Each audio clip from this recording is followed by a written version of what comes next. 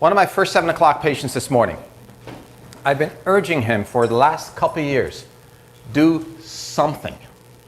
You know, first I had laid out this beautiful, what I thought would work, 5 to 10 minutes a day, because he's extremely busy, he's starting up his own business, he's working full time. Besides that, has 3 young children, and you know the situation. It's everybody's got their own thing, whether you're married, have kids or not, or whether you're single. There's always something going on. And I been trying to get him to exercise, but just could not do it. There was always something, plantar fasciitis, an injury in the knee, and you name it.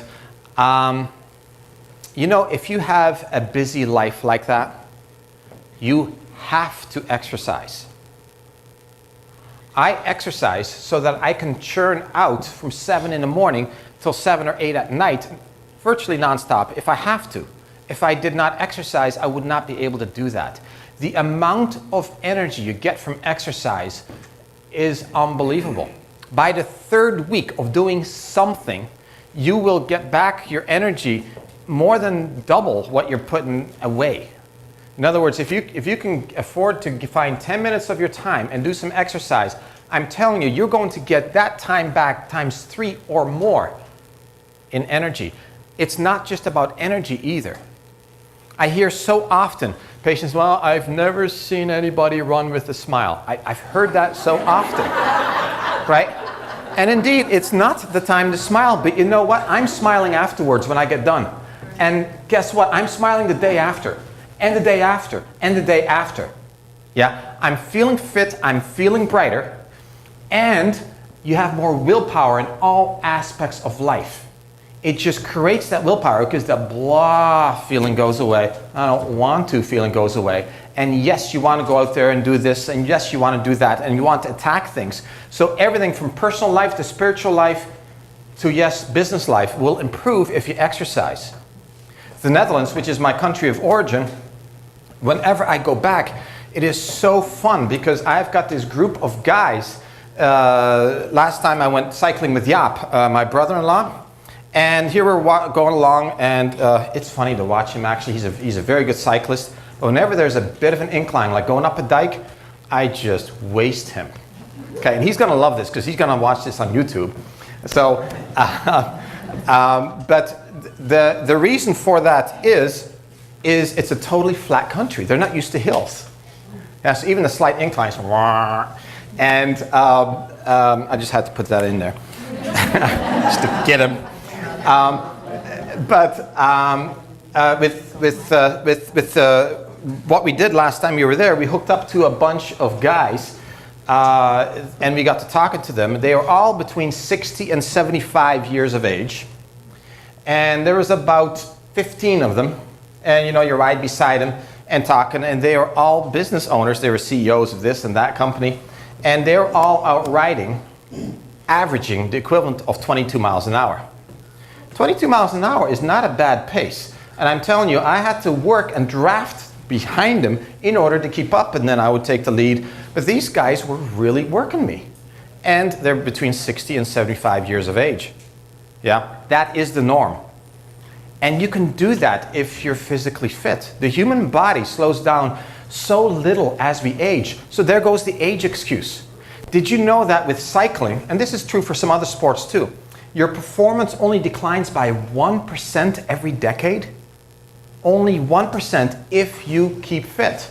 So that means that an old professional cyclist who keeps at it and goes into the smaller races, it's unbelievable how fast these guys and gals are.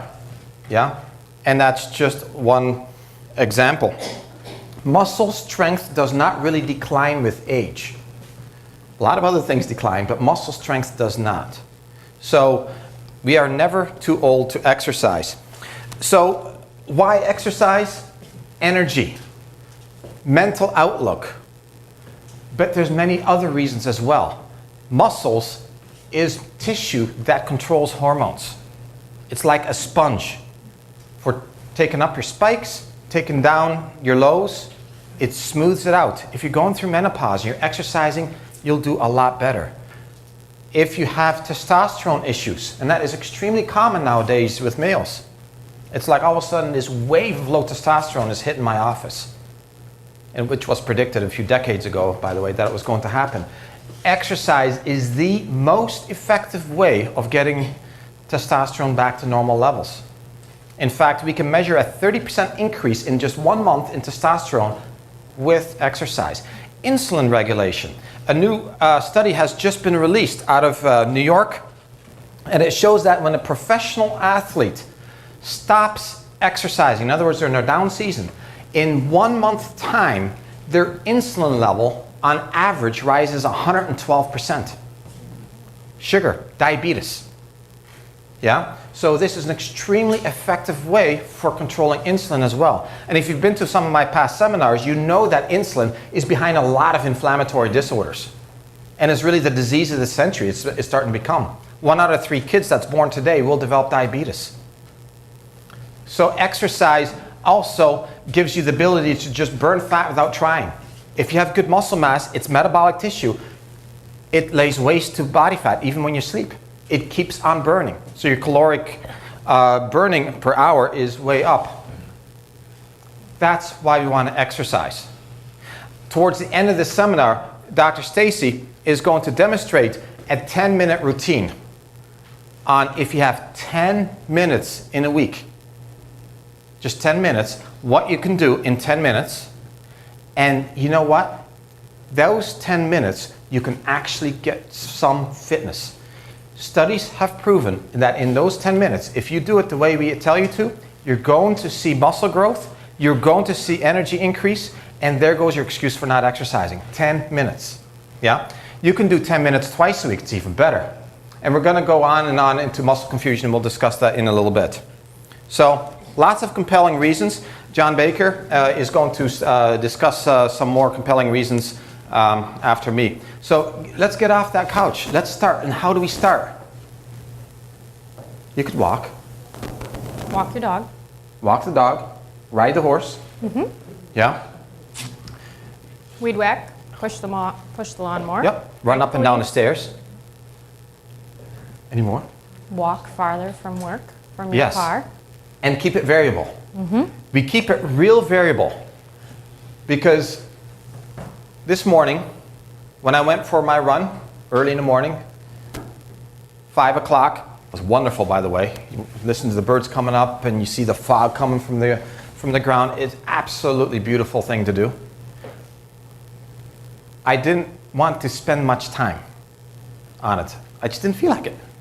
So ran just 3 miles, but it was interval training. Yeah? That interval training meant that every mile I just sped it up to a pretty high pace, just for 1 minute. Went back down again, recouped, so went down just a little bit more, and then hit it again. That interval training, just 3 times during the 3 miles, got the same benefit as a 9-mile regular run. It triples the benefit of that run. You can do the same thing with a walk. If you are 85 and you've never exercised, you can go out there and walk around the house, hopefully. And yes, you can speed up your walk so that your heart rate decelerates once every 3 or 4 minutes and then decelerate again. And you are tripling the benefit. There's no excuse not to do this. You can do this with swimming. You can do this with cycling. If you keep the heart rate variability going, this is one of Lance's secrets for having reached the pinnacle of cycling the way he has, is through muscle confusion, is through heart rate variable training, and when we get into tips for the pros later, we're going to cover some more of those things. But does it mean that if I went just for a steady run, I wouldn't have gotten benefit? No, I would have gotten plenty of benefit. Okay, any exercise is good. I'm not trying to say that, but I'm trying to make the best use of your time here and give you the maximum benefit. Yeah? And heart rate variability is the way to go about it. Now, let's say you've got the aerobic nailed. You're doing a couple walks a week, or you're going into running, or cycling, whatever you choose. Let's add a couple times a week some weights. All of a sudden, we're recruiting totally different muscle fibers. The nervous system is more engaged.